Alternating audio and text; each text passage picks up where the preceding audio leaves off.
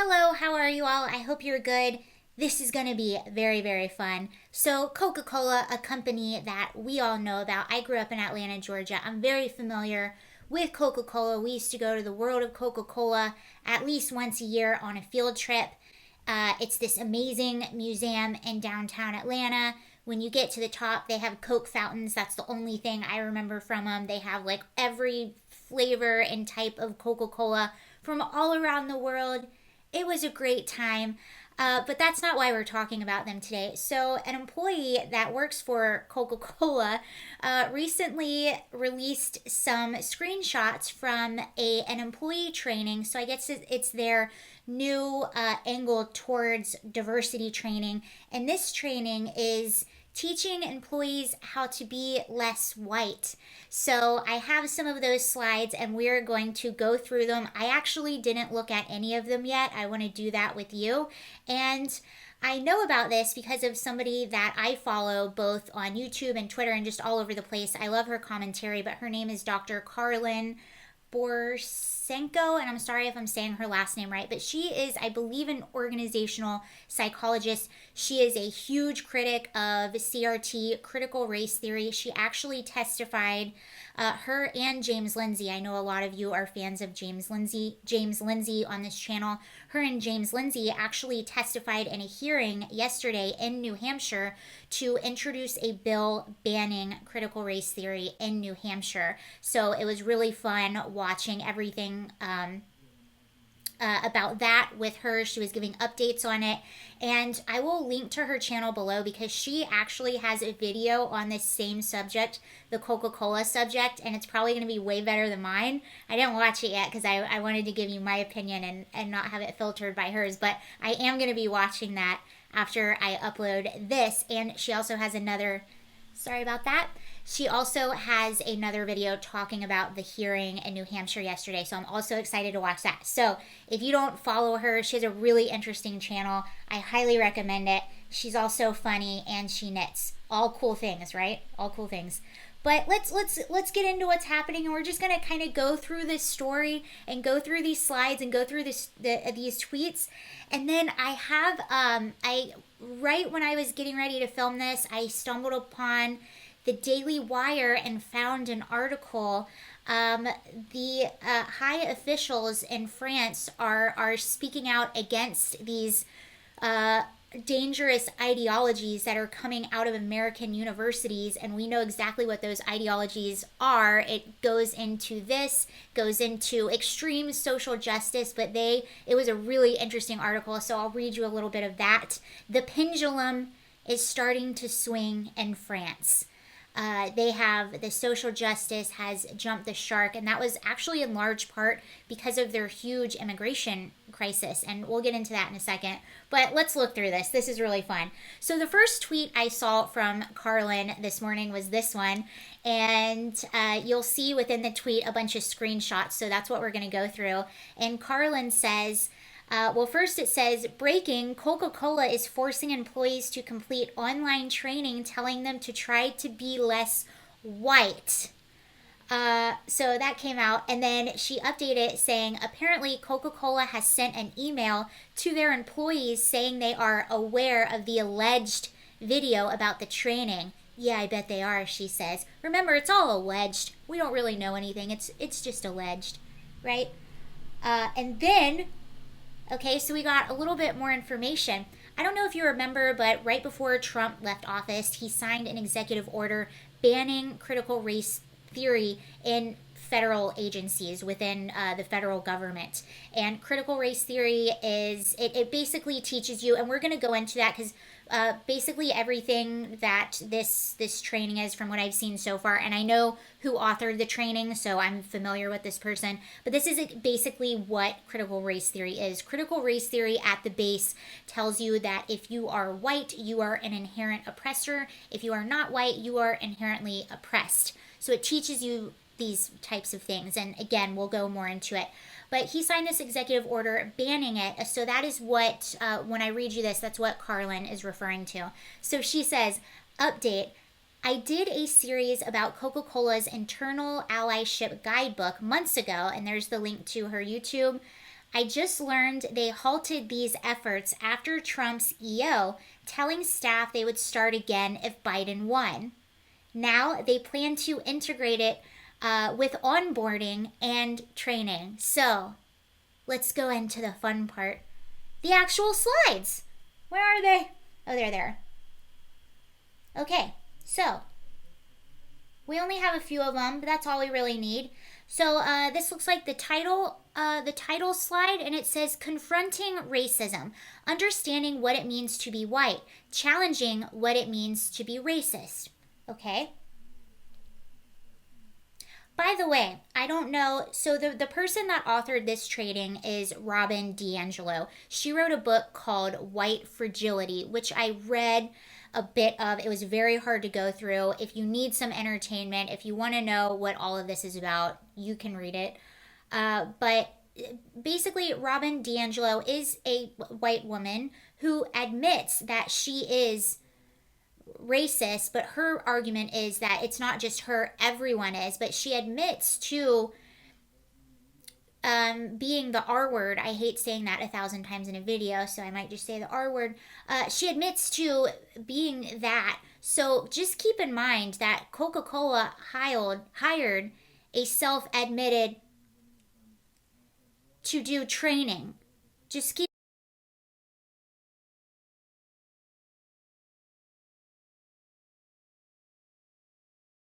that in mind.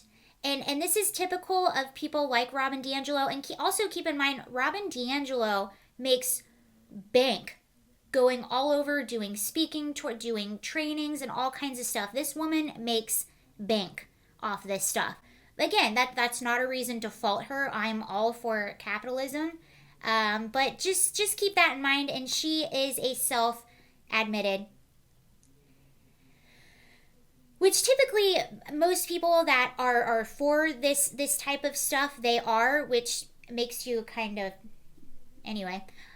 So she says, to be less white is to be less oppressive, be less arrogant, be less certain, be less defensive, be less ignorant, be more humble, listen, believe, break with apathy, break with white solidarity.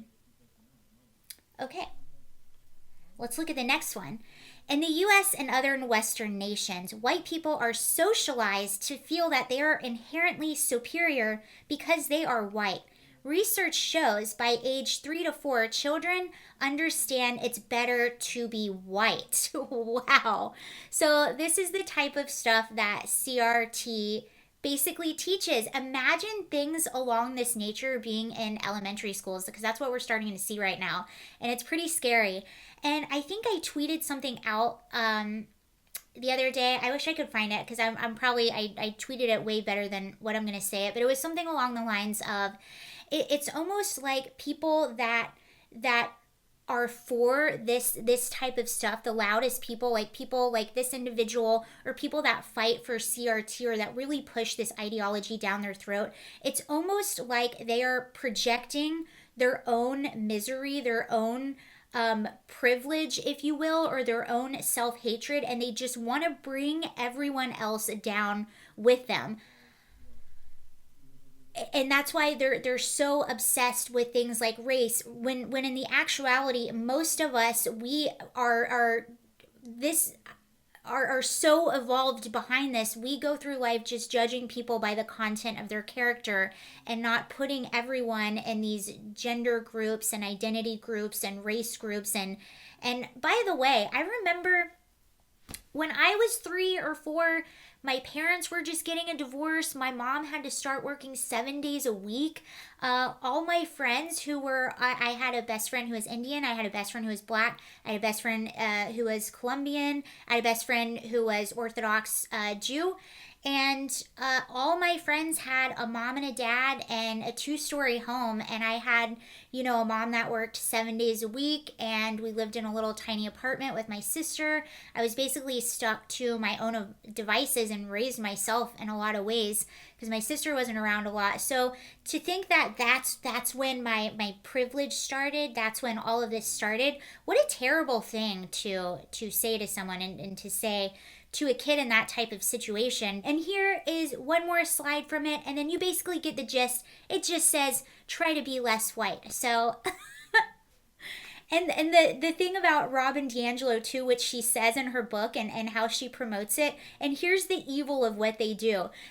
So she'll say, you know, if you don't agree with me, if you criticize me, that means that you're defensive, and your defensiveness just proves what I'm saying even more. Please, like, if anyone, please be respectful about it, but if anyone has had a job where you've had a training that's similar to this, or if you have maybe a kid in school, or if you're in university and you've seen something like this, please let us know in the comment section and give us your thoughts. I just have not, well, I guess I'm sort of a freelancer, so I really haven't been in the workforce in a while. But I don't know how I would react. I remember getting diversity training, and that's completely fine.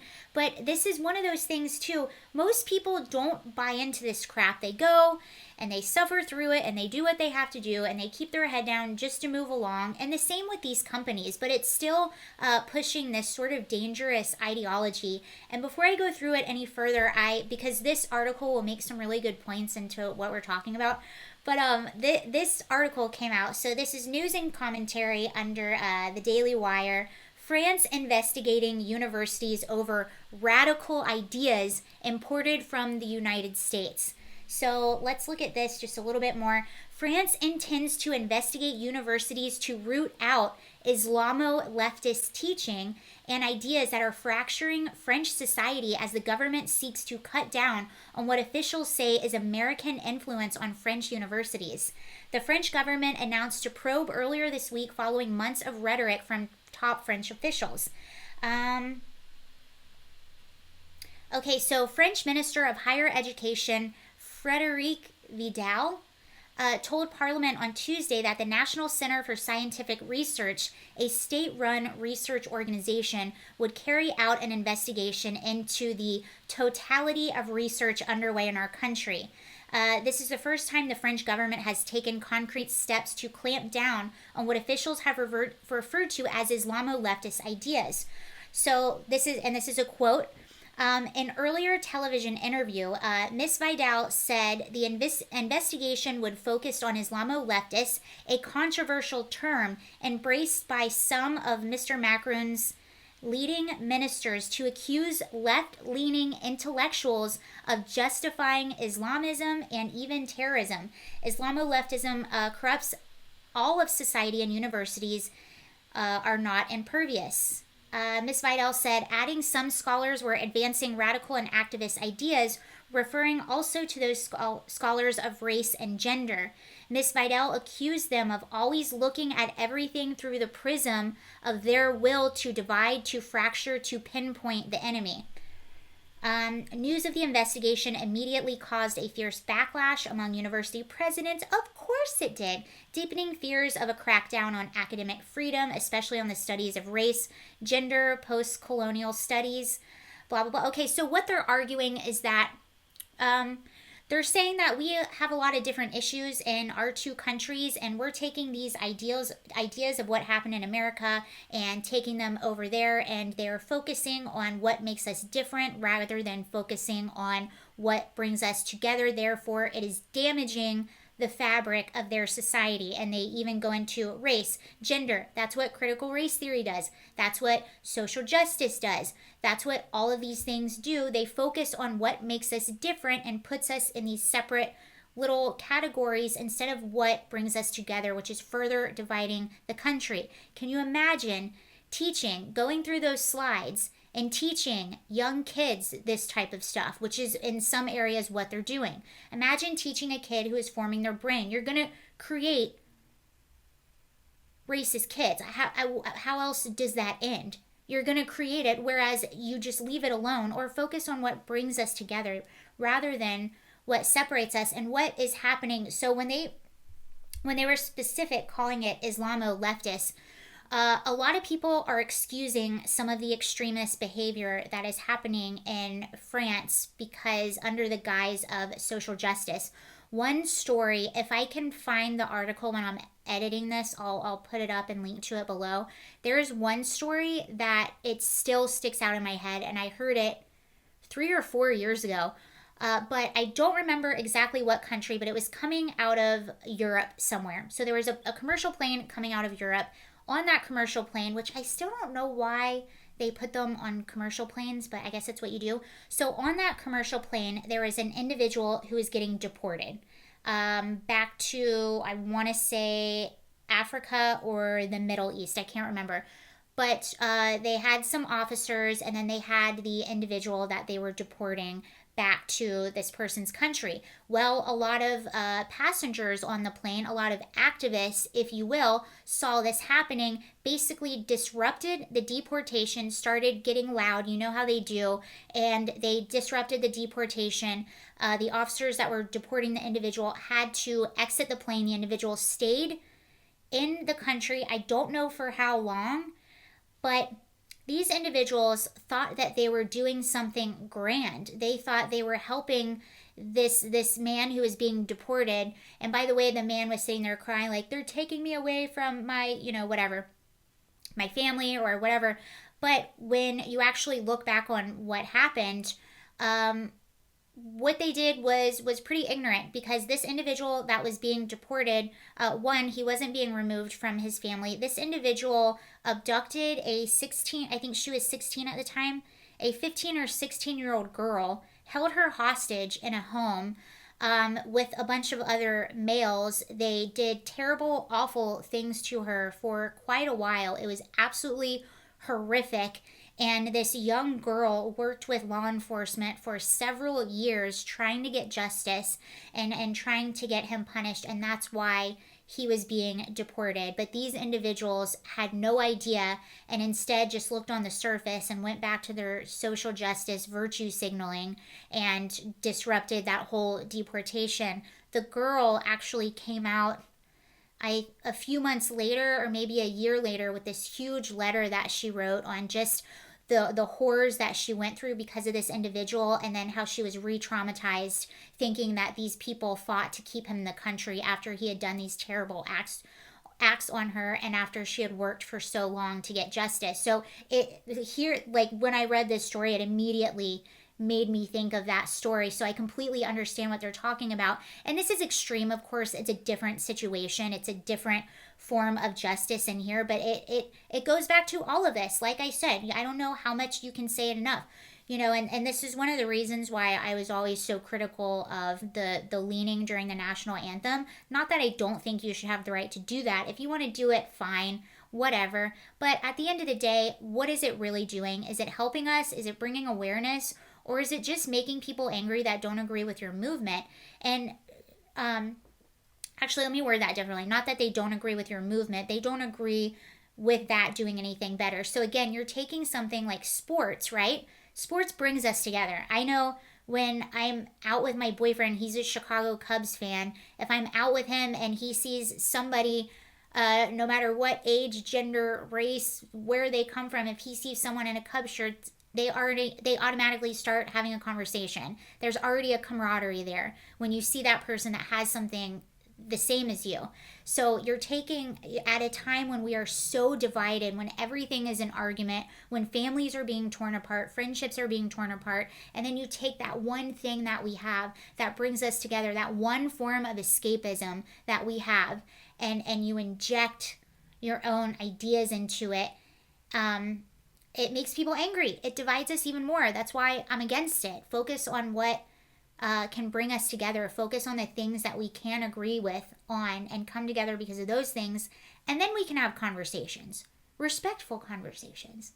But anyway, I thought I would share that with you. It's interesting because I had been, before I made this channel, I was really, I did a lot of research on the immigration crisis in Europe and a lot of things that were happening in Europe, and it was pretty scary. I felt pretty scared for them for a while. But the good news is, like I said before, the pendulum is starting to swing in the other direction, and people are starting to call out these behaviors and what's destroying the fabric of our society.